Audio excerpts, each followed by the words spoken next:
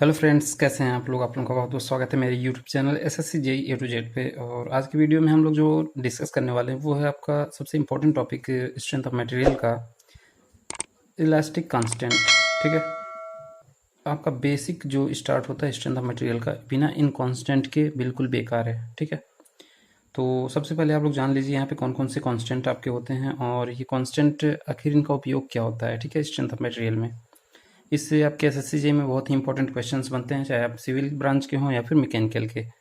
तो यहाँ पे सबसे पहले हम लोग यहाँ पे क्या करते हैं, स्ट्रेस ऑफ इलास्टिक कांस्टेंट का उपयोग करते हैं stress strain relationship find out करने के लिए। ठीक है, सेकंड जो इसका उपयोग होता है वो स्ट्रेन को कैलकुलेट करते हैं हम थ्योरेटिकली। मान लीजिए हमको स्ट्रेस पता है तो हम थ्योरेटिकली जो है इसको कैलकुलेट कर सकते हैं किस तरीके से। और यहाँ पे हम लोग यहाँ पे पूरे स्ट्रेंथ ऑफ मटेरियल में केवल 4 ही इलास्टिक कांस्टेंट डिस्कस करने वाले हैं। सबसे पहले आपका होता है Young's modulus of elasticity, second आपका होता है modulus of rigidity G, third जो आपका होता है म्यू जिसको हम कहते हैं पॉइजन्स रेशियो, और फोर्थ जो आपका होता है ये होता है आपका बल्क मॉडुलस, इसको हम डिनोट करते हैं के से। तो पूरे स्ट्रेंथ ऑफ मटेरियल में ये 4 कांस्टेंट आपके बहुत ही इंपॉर्टेंट होने वाले हैं। ठीक है, जिसमें आपका यंग्स मॉडुलस ऑफ इलास्टिसिटी क्या होता है, is the ratio of E is equal to normal stress divide by normal strain. ठीक है, तो सिग्मा बाई एप्सिलॉन इसका फॉर्मूला होता है। यहीं पे अगर हम बात करें modulus of rigidity G is equal to क्या होता है आपका, ये होता है shear stress tau upon shear strain. ठीक है, ये होता है जी। यहीं पे हम बात करें अगर म्यू की क्या फार्मूला होता है, तो ये म्यू आपका होता है पॉइजन्स रेशियो और ये होता है माइनस ऑफ लैटरल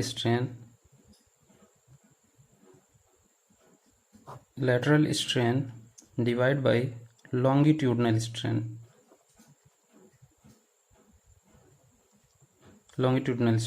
ठीक है, अब आपका बचता है के जिसको हम क्या कहते हैं बल्क मॉडुलस ऑफ इलास्टिसिटी।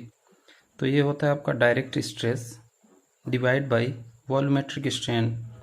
अब यहाँ पे वॉल्यूमेट्रिक स्ट्रेन आपका क्या होता है डेल्टा वी बाई वी। ठीक है, तो ये 4 कांस्टेंट आपके यहाँ पे बहुत इंपॉर्टेंट होने वाले हैं और नाम तो आप लोगों को पता ही चल गया।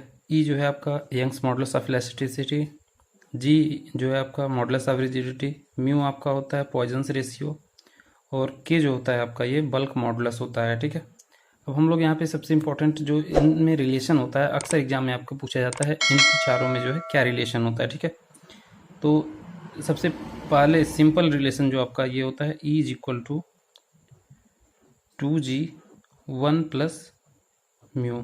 ठीक है, सेकंड रिलेशन जो पूछा जाता है एग्जाम में E is equal to 3k 1 minus 2 mu. ठीक है,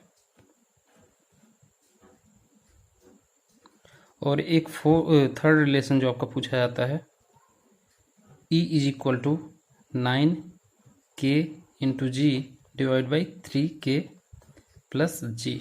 ठीक है, इन 3 रिलेशन पे आपके अक्सर एग्जाम में क्वेश्चंस बनते हैं। ठीक है, और अगर आप लोग ये याद रख लेते हैं तो इनमें से आपको क्या दे देता है, कभी क्या ई की वैल्यू दे देता है, जी की वैल्यू दे देता है। ठीक है, यंग्स मॉडुलस ऑफ इलास्टिसिटी की वैल्यू दे देता और मॉडुलस ऑफ रिजिडिटी की वैल्यू दे देता है, तो आपसे म्यू की वैल्यू पॉइजन्स रेशियो पूछ लेता है। ठीक है, और कभी आपको बल्क मॉडुलस दे देगा और पॉइजन्स रेशियो दे देता है तो यंग्स मॉडुलस ऑफ इलास्टिसिटी पूछता है। ठीक है, अब यहाँ पे हम लोग यूनिट देख लेते हैं। यूनिट भी कभी कभी पूछ लेता है कि ई की यूनिट क्या होती है, जी की यूनिट क्या होती है, म्यू की यूनिट होती है या फिर नहीं होती है। ठीक है, के की यूनिट क्या होती है। तो यहाँ पे जो न्यूटन पर मीटर स्क्वायर या फिर मेगा पास्कल इस टाइप की जो प्रेशर की यूनिट होती है आपकी, सेम यूनिट जो होती है ई की होती है, जी की भी यही यूनिट होती है और ये जो के होता है इसकी भी यूनिट सेम ही होती है।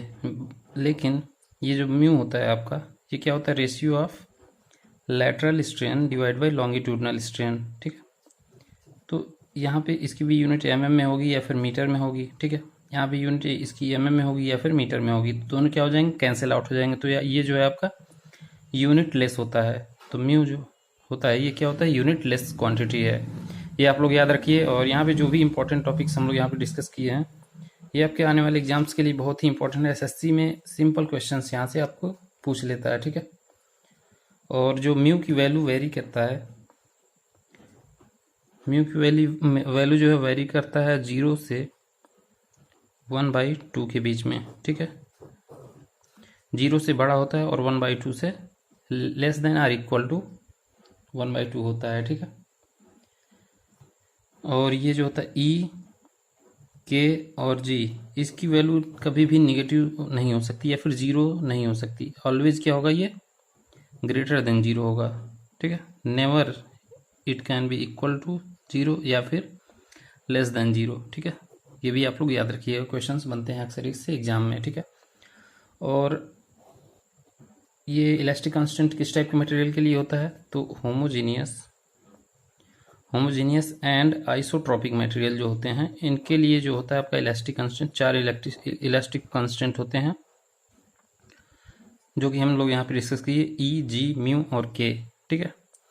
और अगर आपको दे देता है कि ऑर्थोट्रॉपिक या फिर आइसोट्रॉपिक में, केवल आइसोट्रॉपिक मटेरियल अगर होगा आपका, तो इलास्टिक कांस्टेंट केवल 2 ही इलास्टिक कांस्टेंट होंगे, ठीक है। ये भी क्वेश्चन आपको पूछा जाता है। फिर पूछा जाता है अगर एन आइसोट्रॉपिक मटेरियल है, ठीक है, एन आइसोट्रॉपिक मटेरियल है, तो उसके लिए जो इलास्टिक कांस्टेंट की वैल्यू होती है वो कितनी होती हैं, तो 21 जो है इलास्टिक कांस्टेंट होते हैं एन आइसोट्रॉपिक मटेरियल्स के लिए। और अगर हम बात करेंगे ऑर्थोट्रॉपिक मटेरियल के लिए, तो इसमें इलास्टिक कांस्टेंट की वैल्यूज होती हैं 9, ठीक है। तो ये सब आप लोग याद रखेंगे। होमोजेनियस एंड आइसोट्रॉपिक के लिए 4 इलास्टिक कांस्टेंट हम यूज करते हैं, जो कि आप लोग यहाँ पे देख लीजिए। आइसोट्रॉपिक के लिए केवल 2 ही, और एन आइसोट्रॉपिक के लिए 21 जो है इलास्टिक कांस्टेंट होते हैं, और ऑर्थोट्रॉपिक मटेरियल के लिए 9 इलास्टिक कांस्टेंट होते हैं। ये रिलेशन आप लोगों के लिए बहुत ही इंपॉर्टेंट है। अगर ये रिलेशन आपको याद रहता है तो कम से कम आप 2 क्वेश्चन करने वाले हैं एसएससी जेईई में, चाहे आप सिविल के हों या फिर मैकेनिकल के हों, ठीक है। बहुत ही इंपॉर्टेंट ये जो है फॉर्मूले हैं। तो आज की वीडियो में इतना ही रखते हैं। नेक्स्ट वीडियो में हम लोग कोई दूसरा ही इंपॉर्टेंट टॉपिक डिस्कस करेंगे, जो कि आप लोगों के लिए बहुत ही इंपॉर्टेंट होगा। और ऐसे ही इंपॉर्टेंट वीडियोज़ के लिए यूट्यूब चैनल को जरूर सब्सक्राइब करें। Thank you.